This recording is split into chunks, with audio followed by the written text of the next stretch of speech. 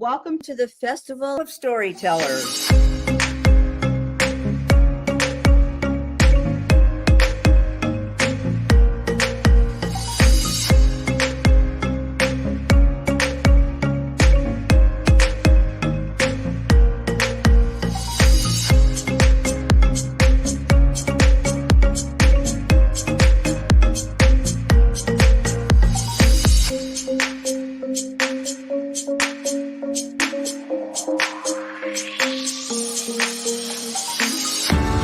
I can't tell you how excited I am to be on right now.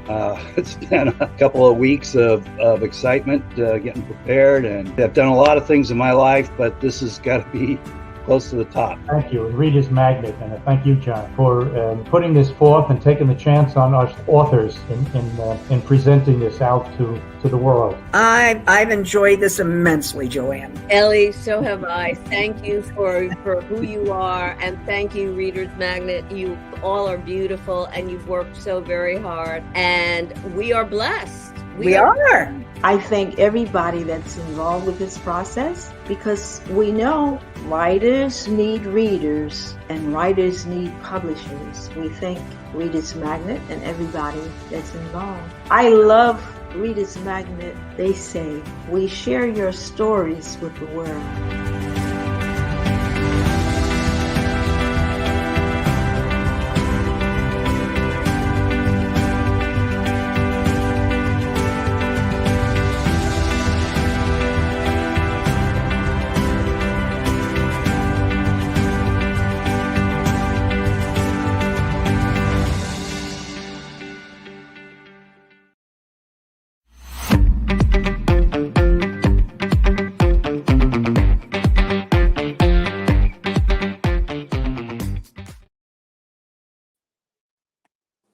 Hello, I am TERRIE STADLER, and I am the author of the book, Who's Knocking at My Door?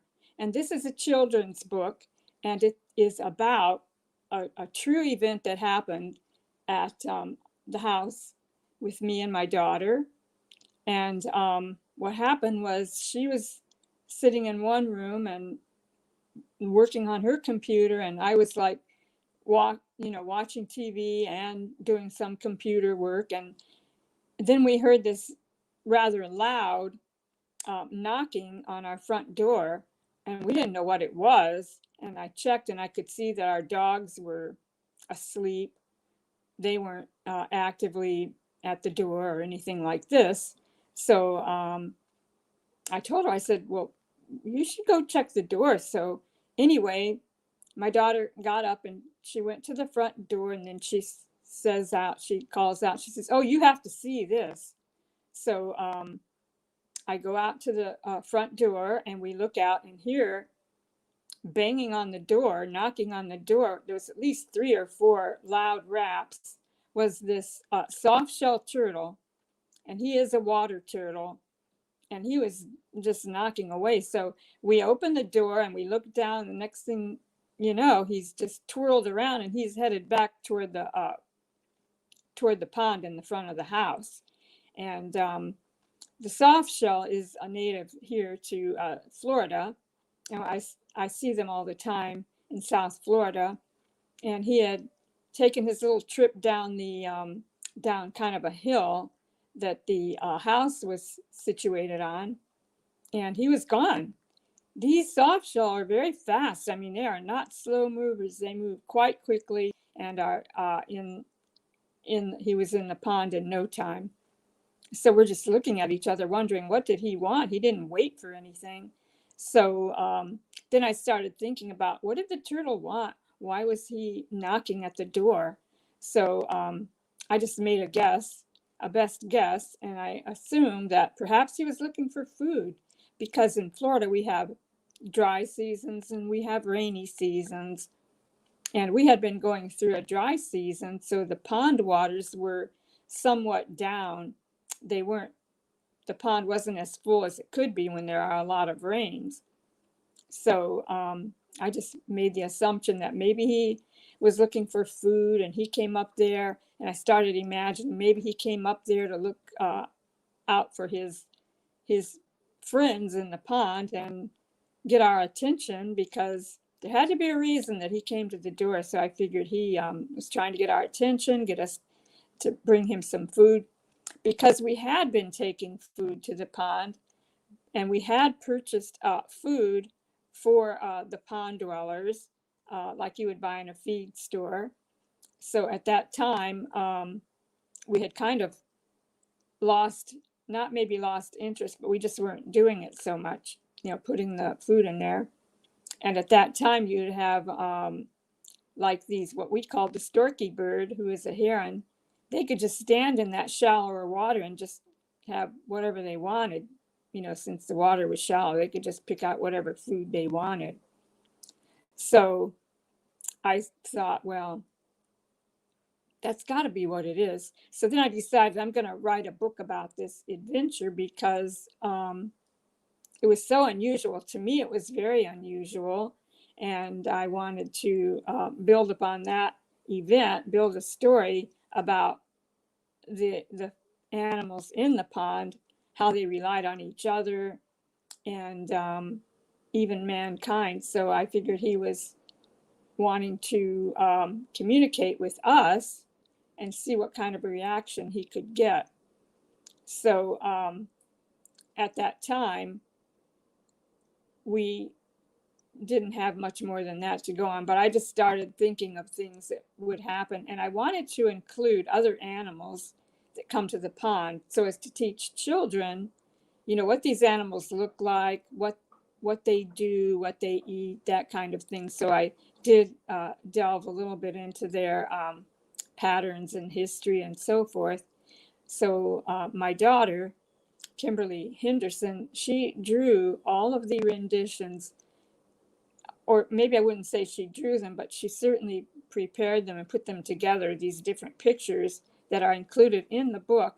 And there are a lot of colorful, whimsical pictures because I think children really like pictures and they like color. So I would have like pictures of ibis. And these are birds found here, and they have a curved beak, and they're white, and they like to go around in the grass, especially after it's been mowed or after a rain, and they're looking for feed. And they are very successful at this. So I drew, or I had Kim draw these type of pictures. So it was a matter of determining what kind of pictures we would have, how they would be situated in the book, and what we would include in that book. So with that, I'm just going to show a few of the pictures, not that many of them that are in the old book, because this book was published back in 2012, and it's just now being republished. It has a new cover, and but the story is the same, and the story also has the same pictures in there. So for instance, this would be what we call storky bird, or the heron that we would see that would come. See them? Okay, so that's one of the pictures. And then we had, of course, pictures of the visitor, the turtle. And here's the ibis before I go on.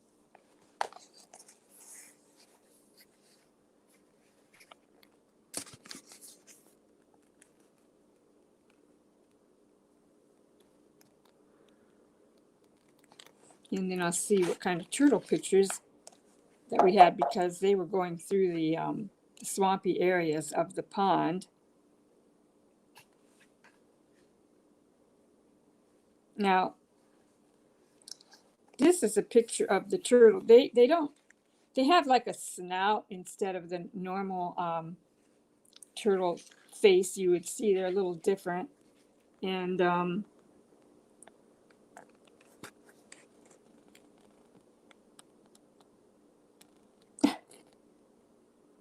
see what I mean? So that's some of the pictures that we had in there. So basically, that's what I tried to include in my book, because it's not a very big book. So I have a post from Fairgore 748. What is the reason behind these creatures knocked at your door?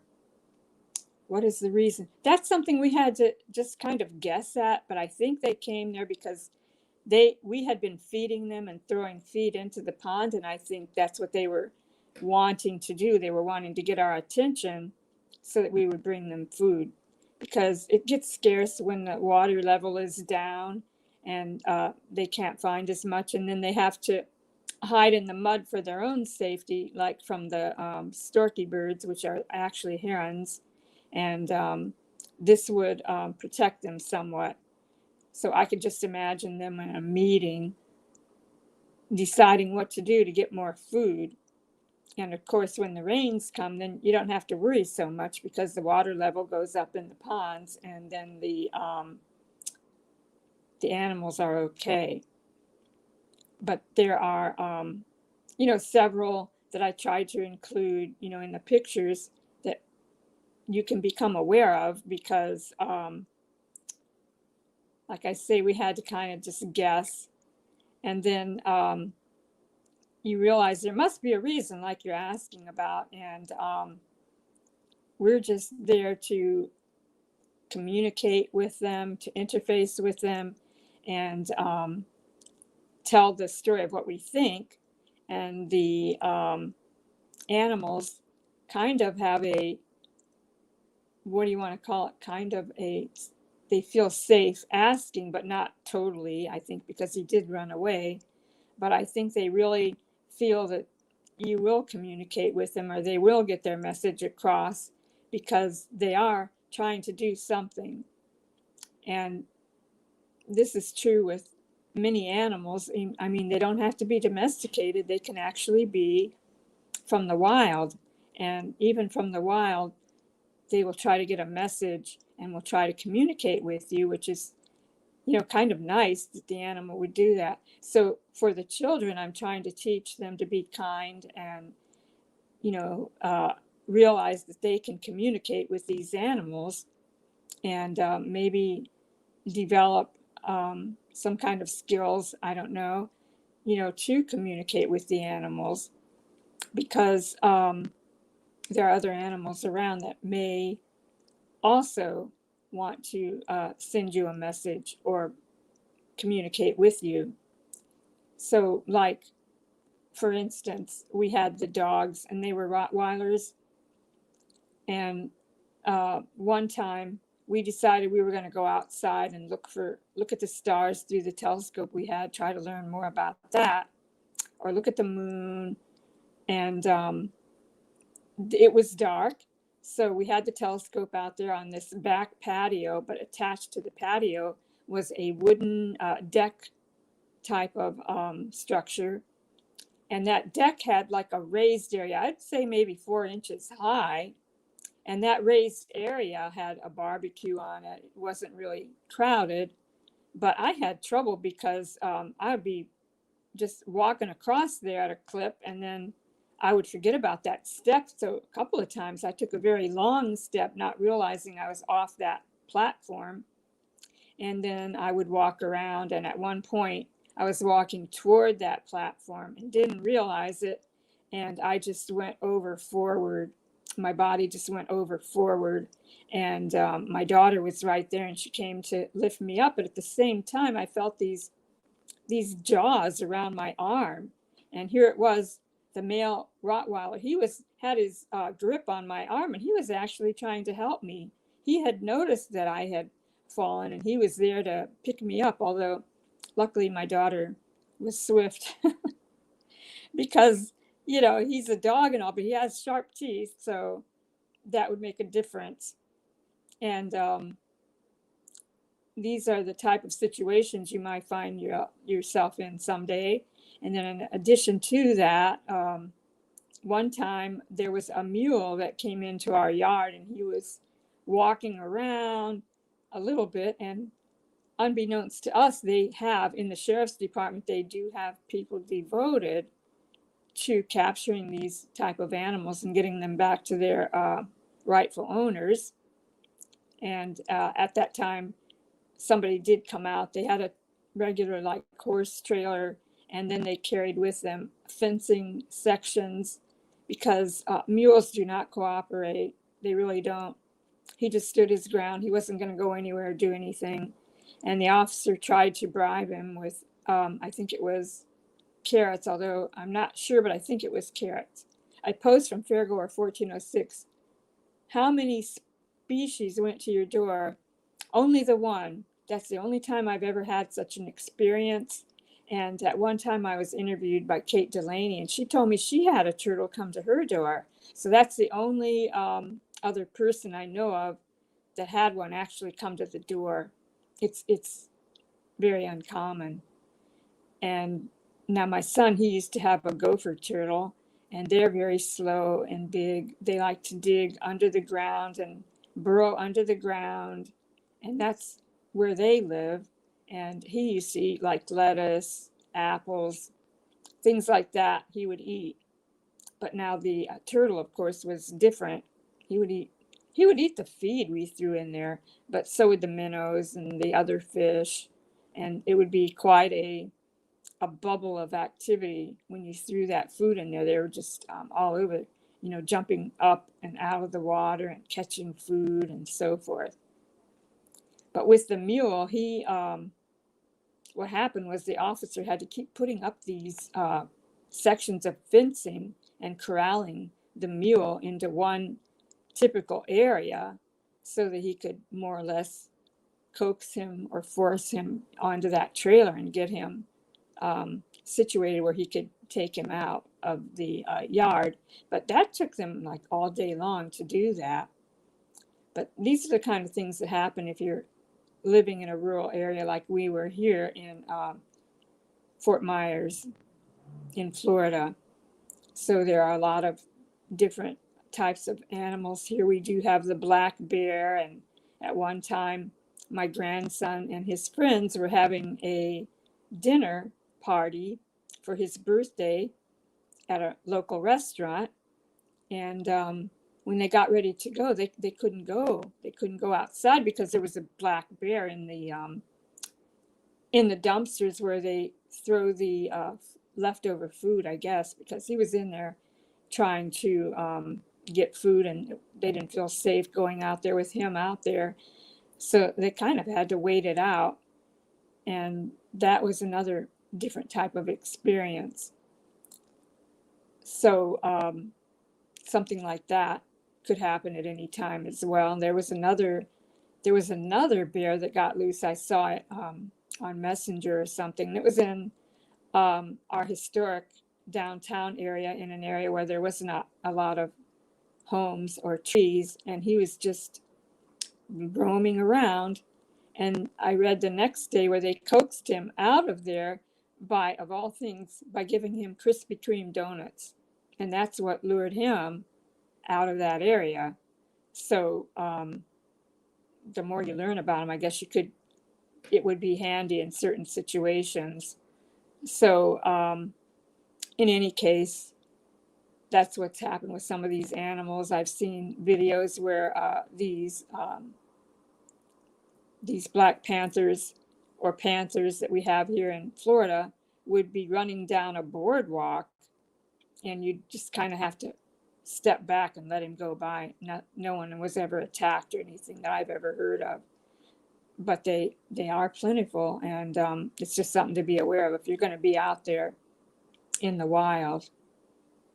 So these are just a few examples of what can happen with animals and how they might communicate or just use some of our conveniences like the boardwalk to go from one place to another. So anyway, my book, as you can see, will be available on Amazon and Barnes & Noble soon enough. You can get it on my website, which is www.terriesbook.com. And that's not where we are right now. And we will have an audio book available. So that's not on the market right now, but it is a process, and that's what we're working on. So one thing the other day, I think it was yesterday, I was talking about I was talking about this crystal, I guess you'd call it a shungite. And I forgot, I had something I totally forgot to show everybody. And that is that I have a pad made out of the shungite. I think they also include, they must have to put it together with some kind of rubber or something, because I'll show you what it is. It's rather large and a little bit clumsy. And do you see that? And what happened here was I have a problem with my neck, and it gets stiff, and sometimes it's hard to get to sleep or get any comfort with that neck like that. And so what I did was I purchased that that mat, which is shungite, and it actually helps you to get to sleep. It helps minimize the pain you're experiencing. And I wanted to share that with everybody because I found that to be very helpful. And I use it on several occasions. The mat is very helpful. I know you can use a heating pad, but maybe that's not always convenient. A heating pad, you have to plug it up and set it up, and I do have one set up on my sofa, but not on my bed. So this is very portable and convenient, and that's what I was using. And if we go back to that, I was saying that the shungite has a lot of properties that will help people heal and help comfort people, and also it shields you from EMF. You could put it on your microwave. You could put it on your Wi-Fi, and that would be helpful, for you. And I have a little piece with on the back of it. It has a little bit of a sticky pad on it, and I put it on my refrigerator. So that helps to reduce the use of electric, how much electric you are using for that appliance. And this shungite comes from Russia. It came from a meteorite originally, and that's really the only place it's ever been found. But when you think of all the meteorites that are aimed around the Earth, they don't all hit the Earth because they burn up in the atmosphere, and only a few get through, and those are all different. They don't all have shungite, and they have different minerals or different properties, like the one in Arizona, the meteor crater that's there. That one is pretty much round, and it's got like a big ridge. The whole top of it is like a ridge, although it's not super tall or coming out of the dirt super tall. But there was an airplane at one time that he was circling around and somehow got into some kind of vortex at the top of that crater, and he couldn't escape it. He had to just keep flying around and around until finally he had to land his little plane because it wasn't going anywhere. And it's still there, that plane. And more than likely he had to climb out, it's got to have taken some time to do that, climb out of that on foot, climb out of that crater. So, and that's way more in the northeastern section of Arizona. And there wasn't a lot of cities or houses or anything like that there. So you're kind of just for the day trip, to go see it. What else happened? Oh, shungite. That does have health enhancing properties, and it's what else? It's rare, and it's takes care of pollutants. It takes care of free radicals and harmful germs. Also, you can make shungite water, which is good for your health. You would put like a stone, like I showed yesterday. I don't know if you all saw that, but I can get it in my hands here. If you see it, it's black and smooth. And I put it in a pitcher, a glass pitcher with filtered water. It does not have to be distilled water. It just has to be filtered, clean water. And you have to leave it. You have to leave that stone in the pitcher with that water for about 48 hours. Then you can take it out. I usually pour it out into another pitcher that I leave in the refrigerator, and then I can just drink it randomly.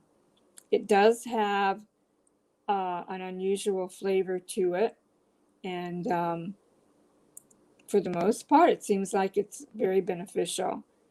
And not only does it enhance health, but what else does it do? It contains nearly all of the minerals that are found on the periodic table. And I found this interesting. The site where this shungite is found in Russia, it's in a village called Karelia. And that also, I think there may be like a township or something that has the shungite name. And perhaps that's where they got the name for the shungite. And you can buy it. You can buy it in crystal stores. You can buy it in these health stores. What are the benefits of that shungite stone? Gary Andrews. Well, the benefits are that, okay, the benefits are that it kills bacteria. It, the ingredients, one of them, it's called, I never can pronounce this, fullerenes. It's a type of carbon nanostructure. 99% is carbon. It, like I said, it has all those minerals that are on the periodic table, and it reduces oxidative stress.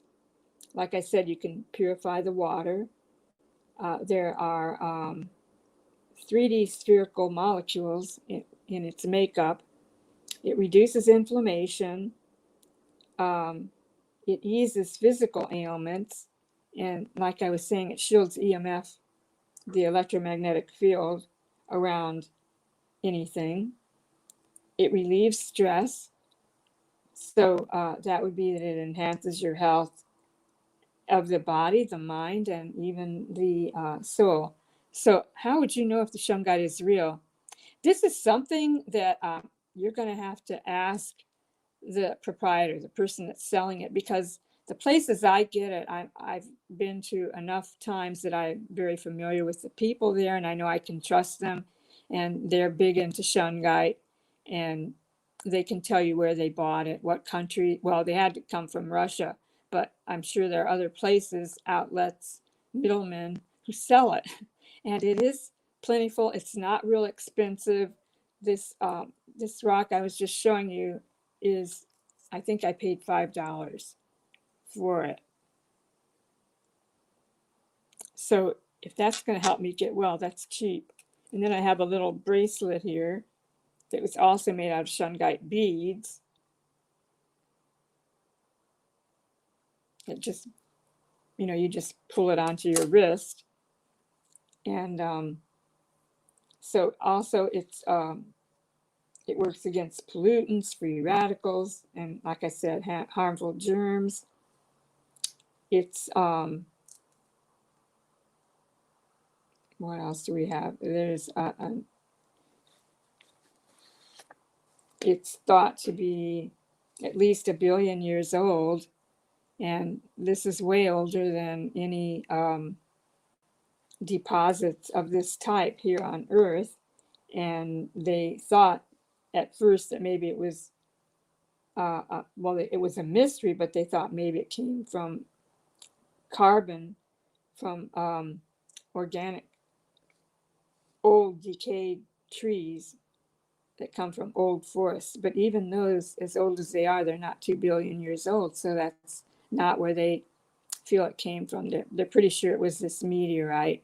And that would be like we were saying yesterday, it's like a gift from the heavens that this was deposited here and has all these qualities. And they have done some research into the shungite as recently as 2017. And what happened was that they did tests on mice, and they what they did was they put mice, they exposed the mice to ultraviolet radiation for 2 days, and then they found that this caused a problem. Post from Fairgore 748. Is there other type of stone that has the same minerals with shungite? Not that I'm aware of. I'm not aware of any other stones. I mean, there are a lot of crystals and so forth, and they all have their own unique properties. And other than your quartz crystal, I'm not aware of. And there probably are healing crystals too. Whereas your quartz crystal, it oscillates. And so they use it for watches. They use it in electronic circuits because of this unique characteristic. And this shungite is able to, no, this crystal I'm talking about now, the crystal, quartz crystal, it oscillates and then can be used to create piezoelectric circuits that are a little bit separate from the other circuitry on your electronic boards. So it has its unique qualities, very unique. And I'm sure that there are many others. And the quartz crystal is really lending itself to the electronics industry. And what happened with those mice, okay, post from Fairgore 1406. You sound so informative. What is your job aside from being an author? I'm actually retired. I've been retired since 2011. And that's when, I had wanted to write for a long time. And I had taken a course in writing in children's literature. And that was, I think, back in the 80s. But then I started to work, and then all of those responsibilities, bringing money in, paying house payments, buying food, doing laundry, all of these things, they take up all your time. And so that got on the back burner, the idea of writing a book. But then when I retired, then it just came to me when I had that incident. I thought, well, I'm going to write about that because that's so unusual. I don't know of anyone who's had an experience like that. And then I've always, since I retired, I've always been studying everything I see comes up that's very interesting to me, like the mud fossils, which those mud fossils came from Mud Fossil University. That professor, he has done so much studying and so much, has put so much effort into it.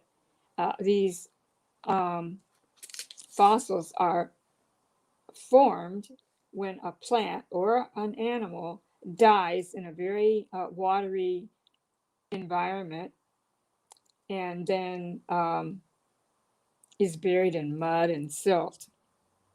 And this could be, they do claim some of this has happened during the flood, and that they find so many megalithic creatures, even mankind, because it is said in Genesis that there were giants on the earth at that time. And they are finding these mud fossils. And this man has studied it so much, he can take a piece of rock, he can look at it and see, say, a heart. He can see the different chambers, the colorations, the vessels, and any other type of stone that, like, well, they have some that's like a finger, and they see the nail bed, they can see the fingerprints, and he's able to identify all this stuff because over time he has developed an eye for that kind of thing. And if you look online, you can find Mud Fossil University, and you can see a lot of his work and a lot of the creatures that he has uncovered. And there was one we talked about, and it's like a giant, what do you want to call it? He's like a dragon. And this runs about 1,000 miles across the top of Africa. And you can see where he was trying to catch a fish, and the fish was also huge. And the scales, everything can be identified through DNA samples that he has done, and by scanning these different pieces of rock. And he has a whole slew of them there that you can check out. And faces, I mean, if you look at something and you see a face, it probably is a face. You may think, oh, you know, it just resembles one, that's all it is. But if you look further and do more studying, you may find that actually was a face at one time. But because it was fossilized in the water and the mud, it, you know, doesn't look anymore like a person. But if you really keep studying it, you may see that image come through. And this man, this professor, has done a lot of work. And I was studying that probably back in 2012, 2013. And my daughter and I both, and we found it so fascinating. And it really is fascinating. And yes, there are mainstream people who want to say, oh, no, that's not that. I've got to convince you that's not what that is. But this professor can prove that it is that. And of course, he's got the DNA to prove what it is. And he's got the scans to prove what it is. And I guess they're seeing them everywhere now, different people that have studied this and are now looking into it. And this would be, I find it very interesting and entertaining. And I wouldn't mind seeing one. It's, you know, then maybe I'll learn something more about it. So that would be something to also to try. So this one that's in Africa, this big like dragon, you can see him trying to catch the fish, but also he's been stabbed with, I think he thinks it was Zeus's bolt. And going back in antiquity and actually finding writings of all this stuff is you can actually do it, and there are people studying that and writing about it. And some of the things that were created or made, they weren't created, they weren't born, they were just put together by these ancient beings. And Zeus was not really a nice person. He was he thought he was a god, and he, you know, he would harm people. So I don't think it would have been a pleasant time for anyone to be around, not with these type of entities running amok. So this woman, and I want to say her last name is Mayer. You can find, I'm trying to remember her first name, but you can find her on YouTube as well as Mud Fossils. And they seem to be put in similar categories. And she's done so much studying about it and these entities and how they really did exist. It's just like Helen of Troy and the horse, the Trojan horse, because they didn't believe that. They thought that was a myth. And then one day they, in their excavations and looking for ancient ruins, they actually came across the Trojan horse, the whole historical area there. And so that was actually a true event. And that shows, you know, just what kind of thinking they were doing and taking care of their so-called enemies, inviting them in, giving them a gift, and then popping out in the middle of the night to attack them. So I don't think it would have been a pleasant time to be around. And then, of course, today you have so much you can look into. And of course, that includes outer space. I'm understanding that some people are seeing some kind of very brilliant lights every night in the skies. And I don't know if that's here in Florida. I didn't catch where it is, but they're seeing it all the time. And then you have your Space Force, who can probably tell you a lot more about that if they're talking. And there are so many stories on that end of the spectrum as well. So with me, I'm open-minded. I try to be open-minded until I see that, well, that's really not adding up. But if it does add up and it does make sense, then I want to learn more about it. I want to be able to share that with others and help them be aware of these different stories. And again, this woman, I want to say her first name is Marjorie, but I'm not sure now. And she had that video with all these entities, and they were invented and created, or not created, but made. We have to use the word made because created is more of something being born and being natural. So these things were not. And then you have Alexandria, which was, where they had all those books and probably full of all kinds of information. And then, of course, they burned it down. But she was saying that Alexandria was yesterday's Silicon Valley, that they had a lot of invention going on there, and a lot like what we have with what we're trying to create, but some of it isn't really too good when you think of not just nanotechnology, but trying to turn us into part human and part machine.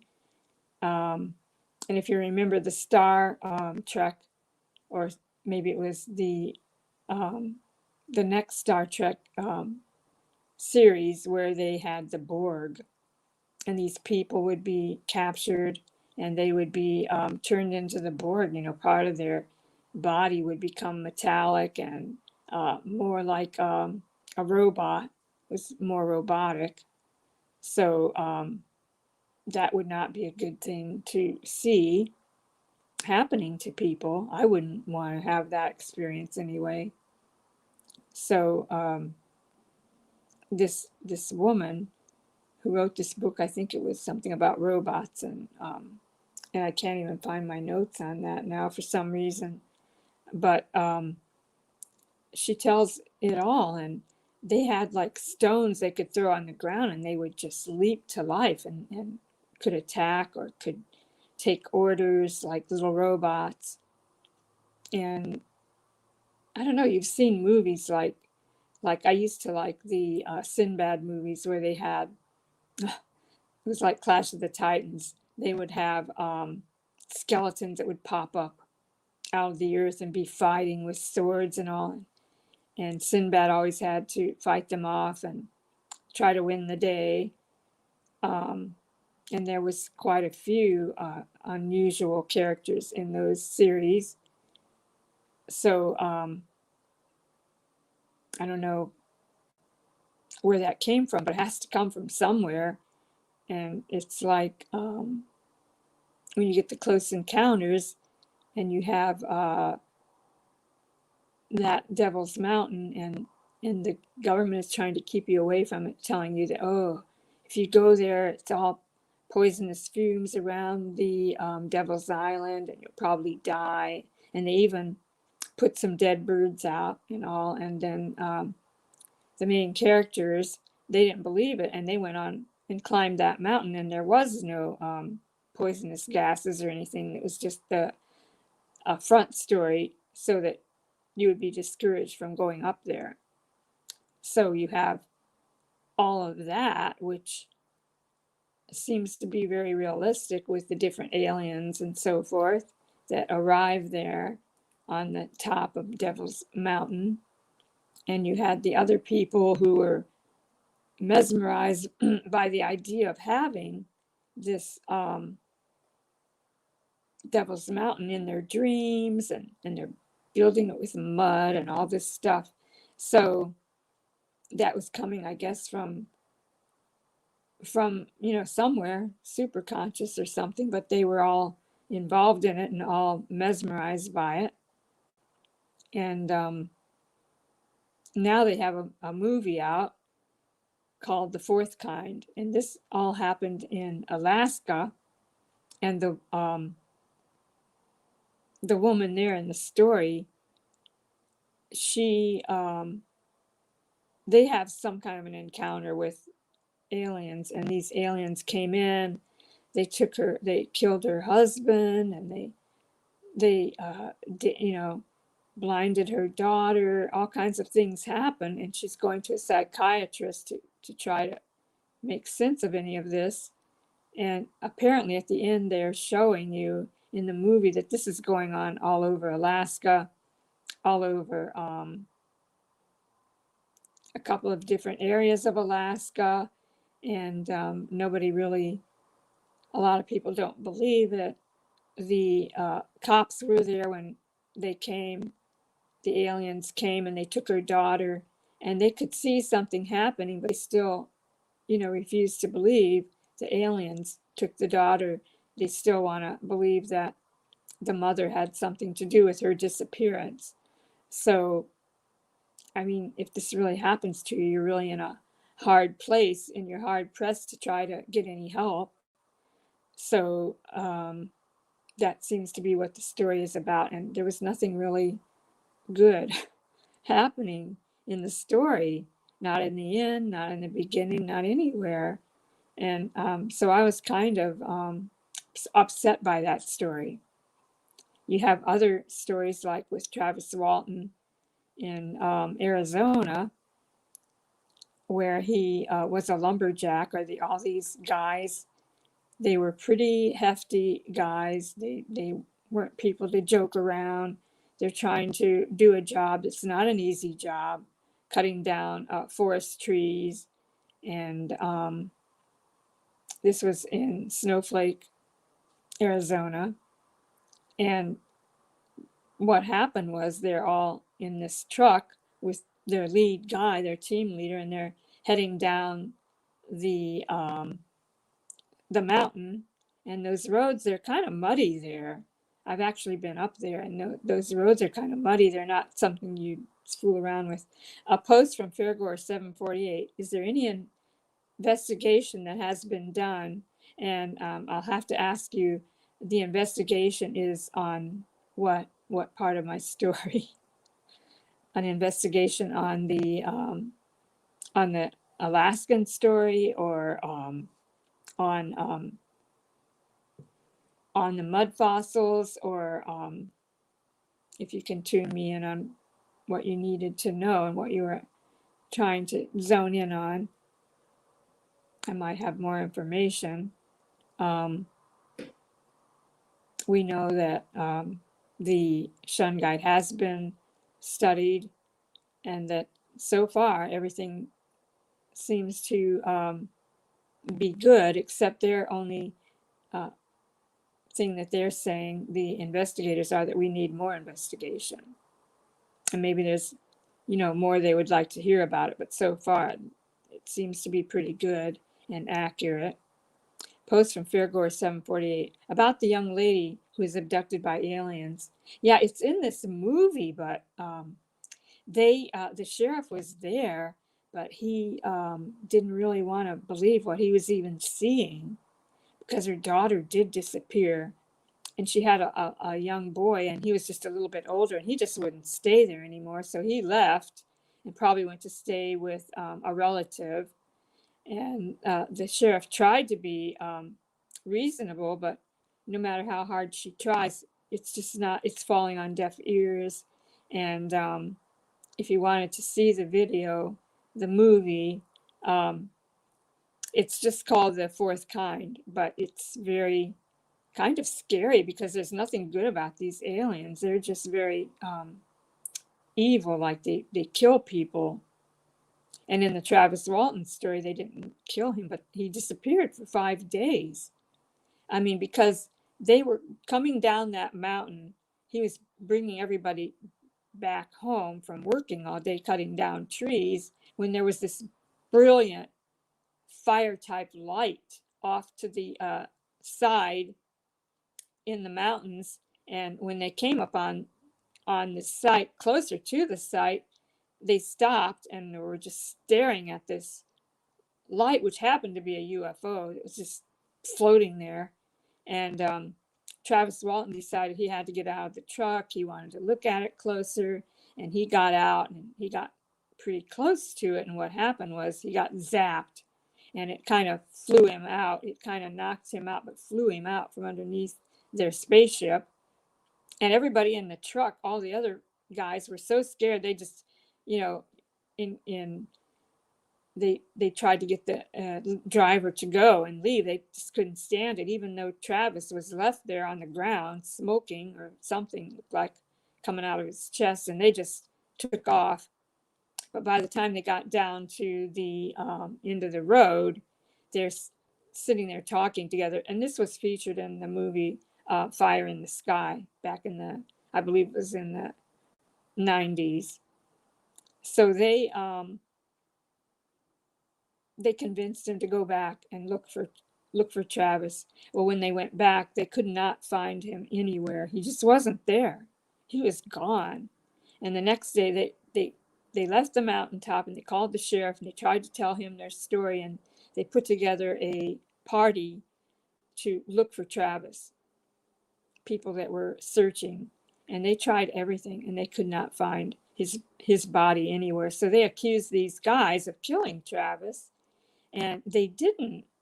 And then he was gone, and he was gone. He was gone for 5 days. And then all of a sudden he shows up and is trying to call somebody from a gas station. And then they go and they find him, but he's really messed up in his thoughts. A post from Fairgore 1406. I think it was shown in X-Files before, but I'm not sure. It could have been, because I watched X-Files, and it could have been. I just, like you, I'm not really sure. But I do know that he was messed up and he had to go to get counseling and all this. So somehow he did recover finally, but I think he's still fearful of what happened. And I know that Linda Moulton Howe interviewed him, and luckily I was able to meet her, and I did see him and maybe meet who he was, but I didn't talk to him. So she was there to talk to him and get an interview. And we went up to the spot where the abduction took place. And he was scared. He did not want to be there, because it turned out to be the anniversary of the 20-year anniversary of when it had happened. And he really did not want to be there. So he still had fear within him due to that event. So yeah, X-Files has its own. Some of those stories were pretty scary to me. There was one about, I can't remember the name of the person who was the bad guy, but he could turn himself into like something that could squeeze under a door. He could escape from any place he was because he had these special abilities. So I thought that was frightening. I want somebody like that around that can squeeze under your door and come in. And that was kind of how that Tools or something was his name. But that was on X-Files. I'm sure a lot of their stories were based on real events and probably embellished for the show. And I didn't get to see the new series. I heard they had a new series. I don't know if it's still out. But I did see the old shows, and they were, I liked them. I'd watch them every week, and that's while I was working. For some reason, it seems that when you're working, you accomplish a whole lot more than after you retire. Here you can go to work all day, come home, cook a meal, do some laundry, watch some TV, put together some puzzles. You can do all that stuff and get ready, go to bed, get up the next morning and do the same thing all over again.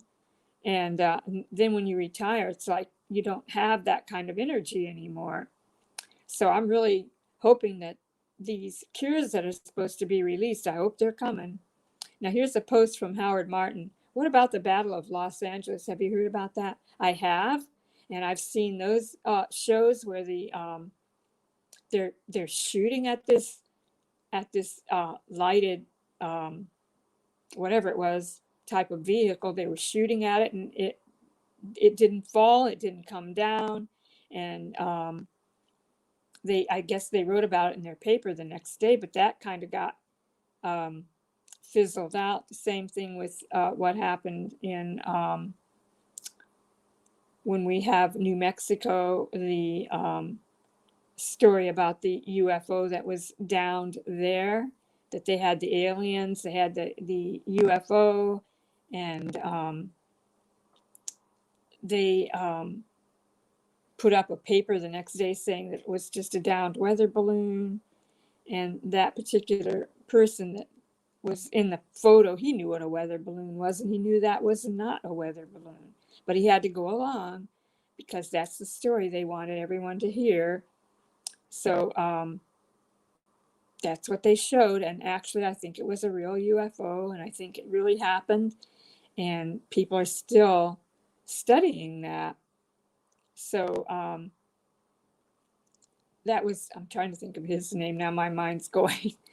And he got all this debris from the site where this UFO went down. And it had very unique qualities, like they had metal that you could crunch it up and it would just refold back into its original shape. They found like a little I-beam with what looked like Egyptian type of characters on it. And so I don't know, it had to come from somewhere, and why they came then, but then they claimed there was a storm, and they claimed that the UFOs were hit by lightning or something that knocked their vehicle down. So that could have happened. And then you saw they had that autopsy show, which I think was real because all the clocks, they did studies of the time period. A post from Howard Martin, they say it was kept as a secret by CIA. And I wouldn't be surprised at all. They don't want people to know anything. I want to know, but they don't want us to know. And I'm pretty sure most of us are able to look at that with fresh eyes and without going into some kind of fear station. I really think that we're capable of that. And you have the Brooks Institute that say, oh, no, you can't let them see that because, well, look what happened with Columbus, all these people. Well, it doesn't matter who comes here if they're here and the people hear about it. That doesn't mean that we can't see it again or that it shouldn't be seen by anybody. Because what's coming out now is that Columbus actually wanted to take those people like from South America and turn them into slaves. That's what's in his book. That's what's written in his writings, you know, that they do when they're on these journeys. And I think, why did we put him up on a pedestal? You know, we don't want to tell about what happened in New Mexico, but, you know, we're going to say that Columbus was good. There's so much that we don't know and so much more that I'd like to learn the truth about. And that's what I like, truth. And I don't know if we're going to get that. But in any case, I've probably talked a lot for tonight. I really wanted to go over my book, and I did do that. And it is available through my website. And hopefully, I hope you guys have enjoyed my topics. I haven't gotten into a lot of them because one thing is my printer is fried. It got fried last summer during an electrical storm. And even though I'm sure I had it hooked up to one of those surge protectors, it's gone. I have to buy another one now. And my daughter, she suggested that I wait till Black Friday. Maybe I'll get a better deal. So without the printer and without being able to pick up pictures and so forth, it just makes it a little harder. A post from Howard Martin. you are really an interesting author, and I will check your website later. Well, thank you so much. I am really happy that you guys came tonight and was able to watch the video. I have 6:02 here on my end with my little iPad, and I'm hoping that everyone was happy, and I'm happy, and I'm gonna have to say goodbye now because, all right, you're right. Check my website at, well, they're posting it now at terriesbook.com. So anyway, I'm gonna say goodbye for tonight, and this will be my last presentation as the Festival of Storytellers is now going to end for this season. So thank you. Thank you for coming, and hope you have a nice evening. Bye for now. Bye.